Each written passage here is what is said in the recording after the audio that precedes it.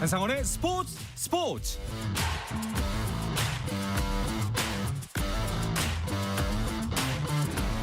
스포츠가 있는 저녁 어떠신가요? 아나운서 한상원입니다. 오늘 하루 이슈들 살펴보는 스포츠 타임라인으로 출발합니다.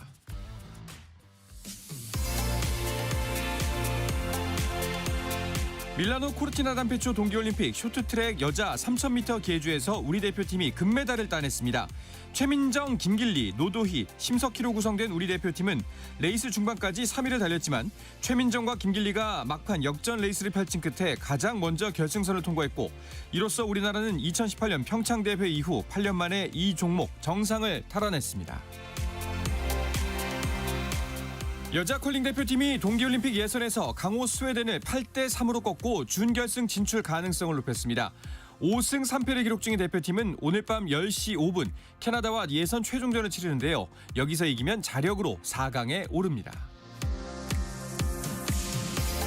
WBC 야구대표팀이 소속팀 훈련 도중 종아리 부상을 당한 한국계 투수 오브라이언 대신 두산 마무리 김태견을 발탁했습니다. 대표팀은 문동주, 원태인에 이어 오브라이언까지 핵심 투수 자원들이 연이어 부상을 당하며 마운드 운용에 어려움을 겪게 됐습니다. 부상에서 회복한 프로농구 SK 안영준이 농구 월드컵 아시아 예선을 앞둔 대표팀에 합류합니다. 대한민국 농구협회는 지난 4일 발표된 대표팀 명단에서 최근 발목을 다친 KCC 송교창이 빠지고 안영준이 발탁됐다고 밝혔습니다. 대표팀은 내일 진천 선수촌에 소집돼 다음 주 열리는 대만, 일본과의 원정 2연전 준비에 돌입합니다. 프로축구 FC 서울이 요르단 출신 중앙수비수 야잔 알 아랍과 재계약을 체결했습니다. 2024년 여름 서울 유니폼을 입고 K리그에서 46경기에 출전한 야잔은 지난 시즌을 마치고 자유계약 선수 자격을 얻었지만 2026 시즌 개막을 일주일 정도 남겨두고 현 소속팀에 남기로 최종 결정했습니다.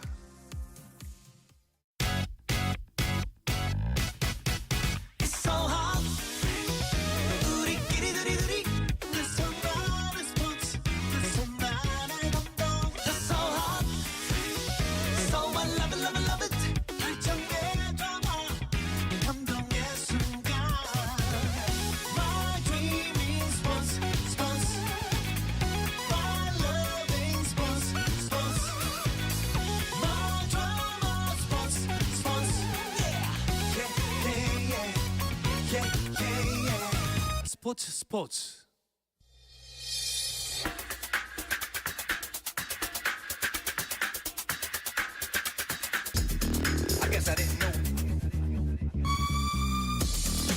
목요일 저녁에 나누는 해외 축구 이야기 해축통신 풋볼리스트의 김정용 기자, 인터풋볼의 신동훈 기자와 함께합니다. 두 분 어서 오십시오. 안녕하세요. 안녕하십니까? 네, 명절들은 잘 보내셨습니까? 네, 명절에 잘 보내고 재충전하고 왔고요. 네. 청취자 여러분도 새해 복 많이 받으시기 바랍니다. 네.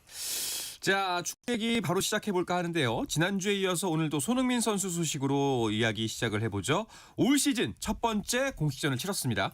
네, 챔피언스컵이라는 대회고 이제 북중미 챔피언스리그 격인데 이제 이 대회에서 첫 1라운드 레알 에스파뇰을 상대로 LAFC가 6대1로 이겼는데 그 손흥민 선수는 후반 12분까지 뛰면서 1골 3도움을 기록했습니다. 네. 엄청난 활약을 했고 그러면서 LAFC는 2라운드 진출이 가시권에 들어왔습니다. 그렇습니다. 먼저 일단 북중미 챔피언스컵에 대한 설명이 필요할 것 같습니다. 이거가 뭐 유럽이나 아시아의 챔피언스리그라고 말하면 될까요? 맞습니다. 대륙마다 국가대항전도 하나씩 있고 클럽 대항전도 한 개씩 있기 마련인데 클럽 대항전, 그러니까 프로팀들의 대륙 챔피언을 뽑는 그런 대회입니다. 북중미 축구연맹이 정확히는 북중미 및 카리브해 연안 국가들의 축구연맹으로서 영어 약자로 콘카카프라고 하는데요. 콘카카프 챔피언스컵이 콘카카프에 소속돼 있는 네. 미국, 캐나다, 또 카리브해에 있는 여러 나라들의 이제 축구협회들이 다 참가하는 그런 대회고요. 우승팀은 피파 클럽 월드컵 출전권을 갖게 됩니다. 이 대회는 16강이 아니고 이제 22강부터 시작을 해요. 22강이니까 딱 절반으로 잘라서 어떻게 되는 건 아니고요. 1라운드에서는 일단 좀 속근 다음에 그 다음에 이제 16강에 진출하는 건데 손흥민 선수가 있는 LAFC는 그 속는 과정인 1라운드부터 참가를 하게 됐습니다. 네. 그러니까 이제 2라운드가 이제 16강이 되는 거고 이제 손흥민 선수의 LAFC는 속는 과정 소위 말하는 그 사전 이제 경기를 치르는 건데 몇 경기를 치르게 되나요? 이제 1라운드 경기를 일단 치르고 이제 그러니까 다섯 개 팀 이제 멕시코 리그 우승팀, MLS 컵 우승팀, 리그스컵 우승팀, 또 센트럴 아메리칸컵 우승팀, 네. 캐리비안컵 우승팀이 직행을 하고 1라운드에서는 22개 팀이 이제 대회를 경기를 치러가지고 11개 팀이 돼가지고 이제 그 다음 라운드에 진출하면 그 5개 직행 팀과 11개 팀 만나가지고 16강을 치르게 됩니다. 네. 그러면은 그 앞서 드렸던 질문인 1라운드는 이제 어느 정도 성적을 거둬야지 올라갈 수가 있나요? 지금 신동훈 기자 얘기해준 5개 팀 빼고 전부 다니까 네. 뭐 유럽 챔피언스리그나 IF 챔피언스리그랑 비슷합니다. 뭐 미국 MLS 같은 좀 큰 대회는 좀 상위권 팀들이 여러 참가할 수 있는 거고요. 뭐 중남미에서는 뭐 챔피언이나 1, 2위한 팀들만 나올 수 있는 건데 그래서 이제 LAFC가 많이들 아시는 것처럼 뭐 정규리그 우승팀도 아니고 플레이오프 우승팀도 아닙니다. 미국에서는 그냥 상위권으로 끝낸 정도지만 밀리고 밀린 추격권을 가질 수 있었고요. 또 온두라스 팀이에요, 상대가. 네. 온두라스에서는 아무래도 최강팀 정도 돼야 나올 수 있다 보니까 이렇게 매치업이 성사가 됐죠. 그래서 1라운드 1차전은 LAFC의 홈이 아닌 손흥민 선수가 프로축구 경기하러는 처음 가보는 거죠. 온두라스에 가서 경기를 했습니다. 네. 자, 일단은 뭐 올해 우리 입장에서는 월드컵이 있기 때문에 그 손흥민 선수의 몸 상태와 경기력에 눈길이 많이 갔었을 텐데 출발은 굉장히 좋아 보이네요. 네, 최상이죠. 네. 손흥민 선수가 프리시즌에 친선 경기조차 하나도 안 뛰었어요. 그러면서 솔직히 사실은 아픈데 비밀로 하는 거 아닐까라는 의혹 혹은 뭐 조금 호사가스러운 그런 호들갑스러운 반응으로는 이적하는 거 아니야? 이런 반응도 있었는데 다 물리치고 사실은 그냥 푹 쉬었을 뿐이었다라는 네. 걸 첫 경기에서 보여준 거고요.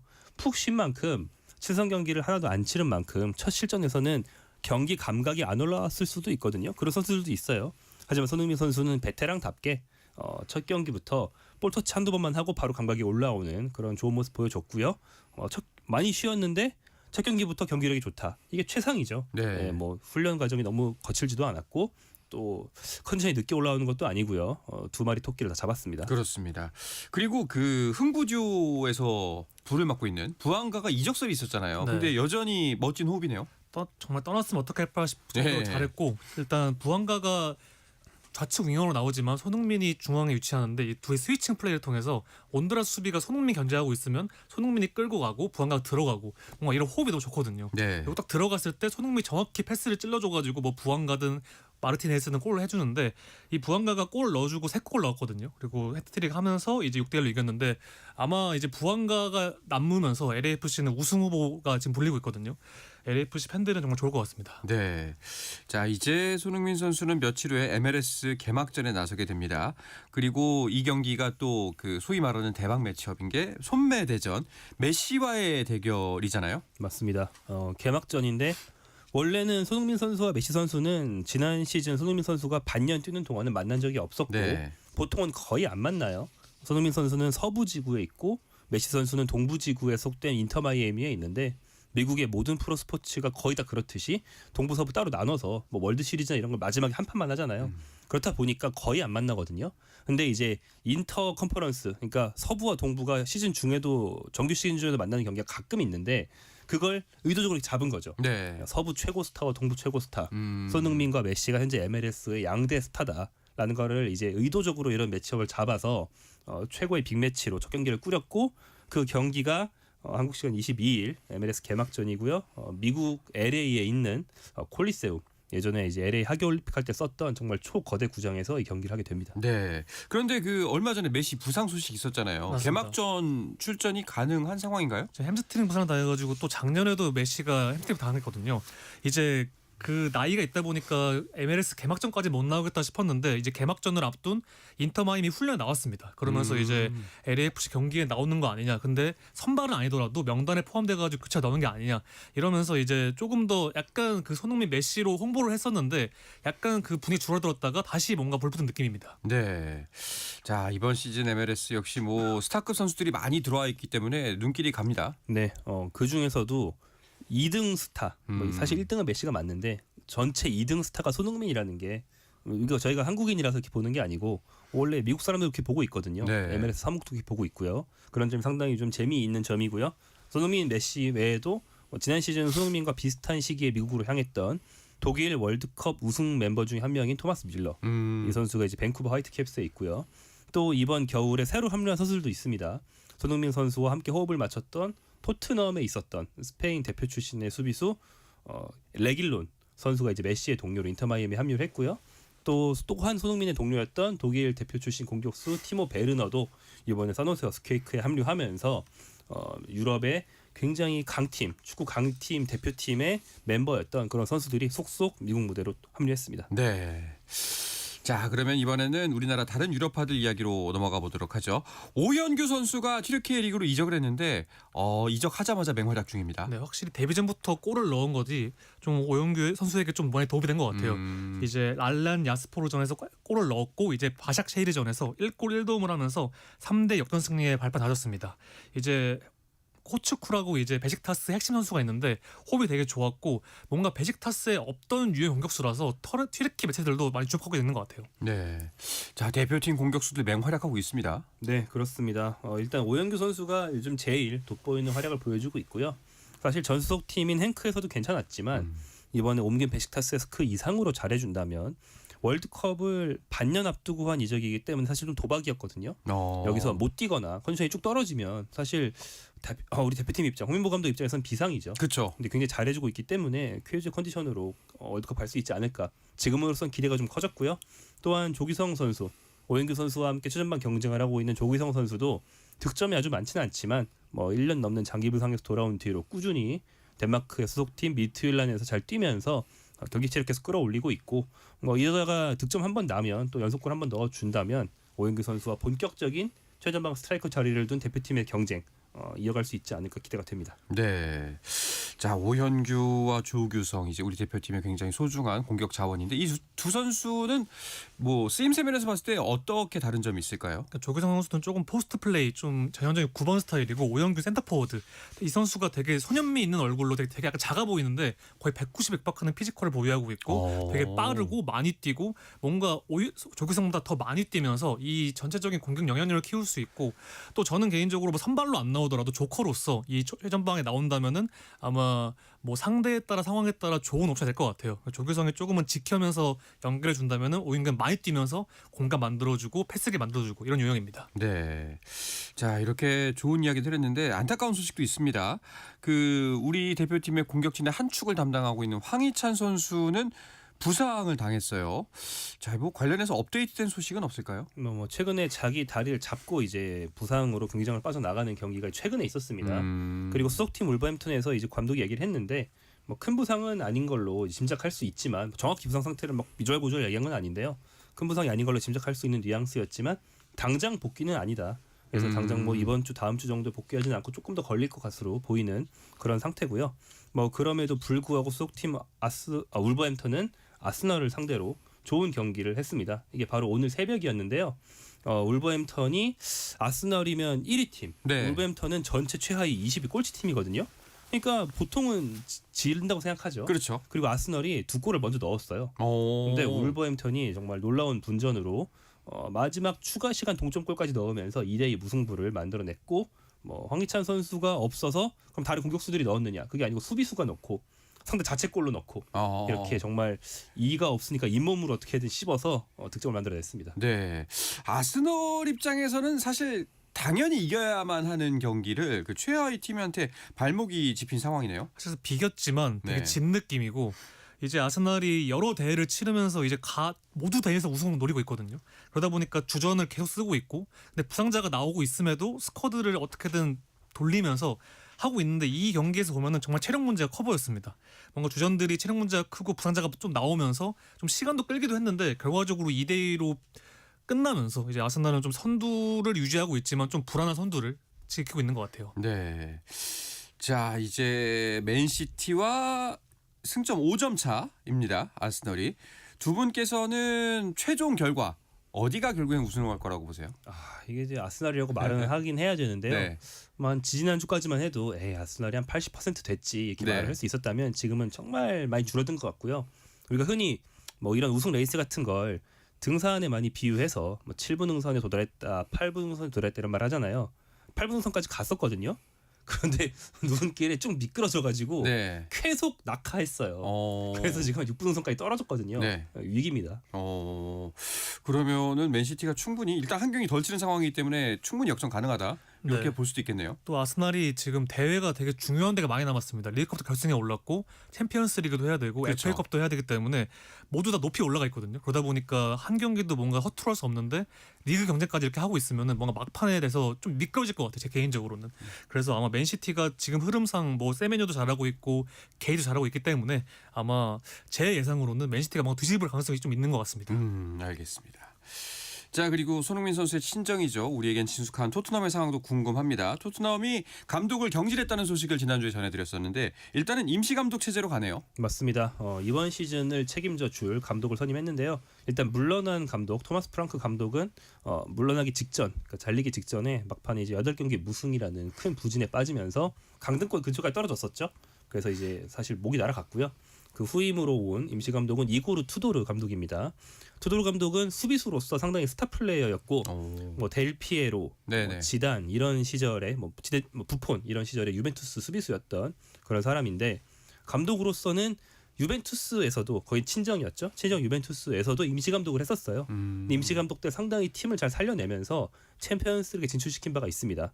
그 뒤에 정식 감독이 된 뒤에는 또 부진해서 잘리긴 했지만 임시는 잘했거든요. 네. 그래서 아마 그런 소방수로서는 역량이 좋다라는 점을 좀 높이 사서 또 시장에 있는 감독 매물이 많지도 않다 보니까 선임한 게 아닌가 짐작할 수 있겠습니다. 자, 이 토트넘이 북런던 더비를 펼칩니다. 지금 토트넘은 토트넘 나름대로, 아스널은 아스널 나름대로 물러설 수가 없는 경기예요. 네, 투도르는 일단 3-4-2를 쓰고 좀 빠르게 압박하는 축구를 하는데 지금 토트넘 상황이 부상자 너무 많아가지고 과연 이 축구가 적합할지 의문이긴 하지만 약간 마이크 캐릭이 첫 경기 맨체스터 더비 때 이겨가지고 맨유가 올라간 것처럼 토트넘도 좀 그런 효과를 기대하고 있는 것 같아요. 그렇기 때문에 이 경기에서 만약에 아스날이 이긴다면 토트넘은 조금은 안심할 거고 만약에 진다면 진짜 이제 잔류 경쟁을 생각해봐야 될 것 같습니다. 네.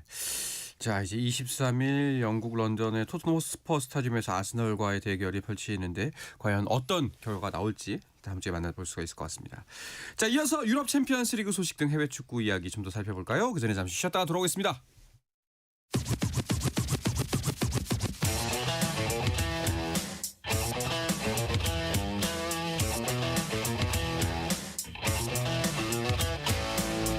짜릿함이 살아있는 시간 한상원의 스포츠. 해외 축구 이야기 해축통신 풋볼리스트의 김정용 기자, 인터풋볼의 신동훈 기자와 함께하고 있습니다. 자, 그럼 우리나라 다른 유럽파들 소식도 정리를 해볼까요? 신동훈 기자. 네, 배준호 선수가 시즌 2호 골을 FA컵 이제 플럼전에서 넣었는데 프리미어리그 팀 상대로 골을 넣어서 의미가 있었지만 이제 팀 자체가 좀 최악의 수비를 보여주면서 1대1로 패해가지고 좀 아쉬움이 남겼고요. 또 이제 다음은 김민재 선수가 이제 미넨에서 출전해가지고 브레멘전 3대0 승리를 이끌었는데 그동안 이제 김민재 선수가 명단 제외되고 막 그러면서 이 토트넘 첼시 이적도 나오고 하면서 좀 흔들렸는데 이날 경기를 통해서 좀 잘 풀어간 것 같습니다. 그래서 이제 좀 아마 이 후반기 좀 나아가는데 김민재에게 좀 큰 동기부여될 경기인 것 같아요. 네. 자, 그리고 이강인 선수도 출전을 했네요. 네, 이강인 선수는 이제 주중에 있었던 챔피언스리그에 출전을 했습니다. 이강인 선수가 부상으로 1월을 쭉 걸렀고요. 2월에 파리 생제르맹 라인업에 복귀한 뒤에 4경기 교체 출전을 했고 모두 선발이 아니라 교체라는 점이 좀 아쉽긴 합니다만 경기력은 좀 괜찮습니다. 이번 챔피언스리그 경기에서 AS 모나코를 상대로 3대2로 좀 어려운 승리를 거뒀고 이강인 선수는 막판에 투입이 됐는데요. 출전 시간이 비교적 짧은 한 3분의 1, 4분의 1 정도만 뛰었음에도 불구하고 그 경기 양팀 통틀어 최다 드리블 성공 횟수를 기록할 정도로 개인 파괴력이 좋았습니다. 왼발 네. 강슛도 있었고요. 여러모로 이런 경기력 쭉 이어간다면 앞으로 선발 출장 좀 많이 늘어나지 않을까 기대가 되는 그런 컨디션이었습니다. 네.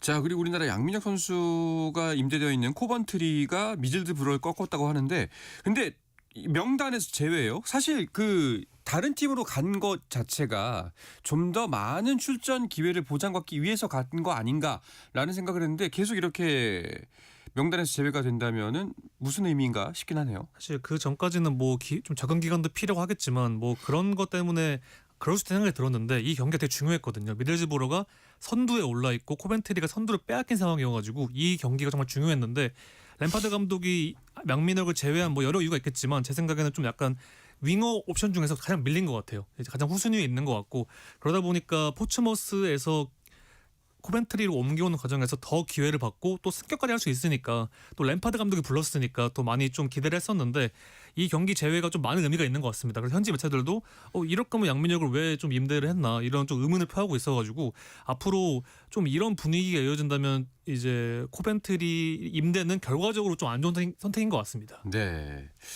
자, 다시 챔피언스리그 이야기로 돌아와서 아까 이제 파리 생제르맹이 AS 모나코와 경기를 펼쳤다고 말씀드렸지 않습니까? 일단은 챔피언스리그가 어떤 식으로 운영되는지 간략하게 설명을 해주시면 좀 더 도움이 될 것 같아요. 네, 챔피언스리그는 이제 조별리그 방식이 아닌 리그 페이지 방식을 도입했는데 요즘 뭐 많은 대회들이 이런 네. 방식으로 전환을 하고 있습니다. 리그 페이지는 본선에 나온 36개 팀이 하나의 거대한 덩어리로 리그를 치르는데 단 8라운드까지만 치릅니다. 8라운드까지의 성적을 볼 때 24위까지 잘라요. 그래서 최상위 8팀은 16강 직행. 그리고 9위부터 24위 총 16개 팀은 그들끼리의 플레이오프를 또 거쳐서 반으로 줄입니다. 네. 그래서 그 8팀이 플레이오프를 거쳐서 이제 16강에 합류하는 건데요. 바로 그 플레이오프 단계가 현재 벌어지고 있는 것이고요. 플레이오프 1차전이 마무리되면서 16강에 합류할 추가 8팀이 누가 될지 약간 윤곽이 나오고 있는 상황이죠. 그렇습니다. 자, 파리 생제르맹이 이제 전 대회 우승팀이기 때문에 굉장히 주목을 받고 있고 그리고 언제나 항상 우승 후보인 레알 마드리드 역시 이번에 벤피카를 상대했습니다. 예, 벤피카 상대했죠. 네. 예, 챔피언스리그 플레이오프에 진출해 있습니다.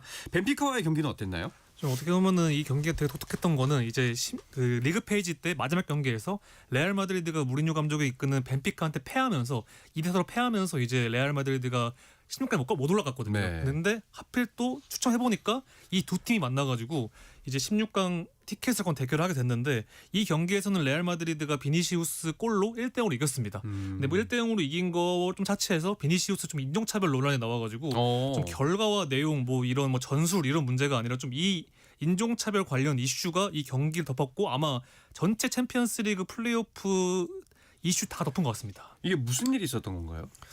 이제 인종차별 사건이라고 볼 수 있는데요. 아직 진위는 정확하지 않습니다만 네. 일단 비니시우스 선수가 경기 중에 상대 선수에게 인종차별 발언을 들었다라고 주심에게 고발을 했고, 네, 그럴 때 이제 인종차별 관련된 프로토콜이 양손 손목 부위를 이제 엇갈려서 X자를 그리면 네. 주심이든 선수든 이게 인종차별 상황이 지금 경기장 발생했다라고 신호를 보내는 거거든요. 주심이 그 신호를 보내면서 경기를 중단시켰고 레알 마드리드 선수들이 잠깐 들어갔다가 다시 나올 정도로 좀 그런 상황이었는데 다만 진상이 완전 나온 건 아니기 때문에 당장 뭐 상대 선수가 퇴장을 당하거나 하진 않았습니다만 아마 앞으로 뭐 징계위원회 등을 통해서 진상 규명이 있을 것 같고요.